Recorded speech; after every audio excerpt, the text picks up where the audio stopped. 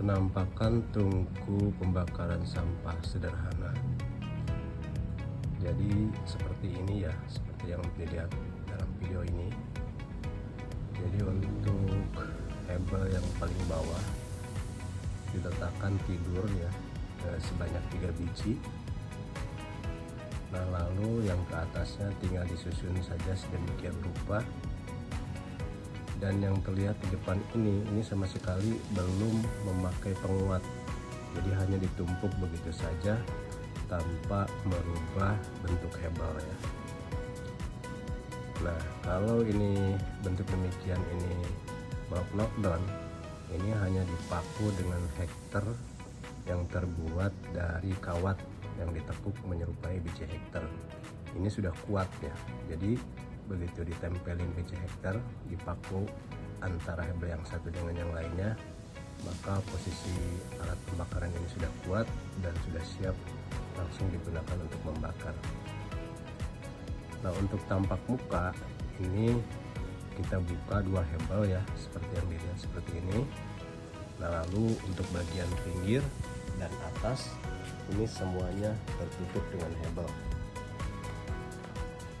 sehingga kalau kita melakukan pembakaran sampah, baik itu sampah plastik ataupun sampah kertas, maka sampah tersebut akan dengan mudah terbakar di dalam tungku ini, karena sekeliling tungku ini ditutup dengan hebel. Jadi yang terbuka hanya bagian muka dan bagian belakang, bagian atas. Bagian belakang atas ini fungsinya adalah untuk keluaran asap dan keluaran api. Nah, jadi sekelilingnya ini dikelilingi dengan hebel-hebel ya, sehingga begitu dibakar maka semua sampah di dalam itu akan terbakar semua karena sekelilingnya panas.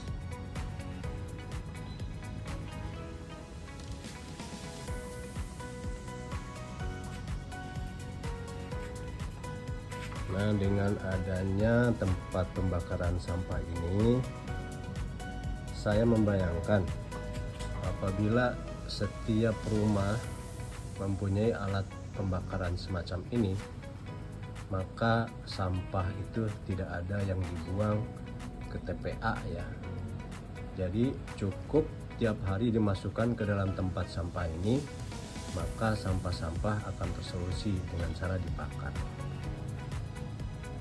Nah, supaya sampah yang ada di dalam tempat pembakaran ini nantinya tidak terkena hujan, kalau kita misalnya mau membakar 3 hari sekali gitu, maka sampah tersebut kan ditumpuk dulu di dalam alat pembakaran ini. Maka di atasnya ini harus kasih peneduh dari seng gelombang ya. Kenapa seng gelombang? Karena seng gelombang itu diharapkan lebih tahan panas, tidak akan terbakar gitu ya. Nah, jadi dengan ditutup dengan seng gelombang, maka kalau cuaca hujan pun sampah-sampah yang sudah kita masukkan ke dalam tempat pembakaran ini tidak akan kena hujan, tidak akan kena air. Sehingga begitu udah 2 atau 3 hari numpuk sampah, tinggal dibakar saja, maka sampah-sampah tersebut akan terbakar habis. Jadi demikian teman ya, mudah-mudahan ini bisa ikut menjadi salah satu solusi ya untuk menghilangkan sampah-sampah yang selama ini menjadi masalah ya bagi lingkungan sekitar, karena sampah tersebut itu bisa dibuang ke tempat sampah yang kadang-kadang berserakan di tempat sampahnya.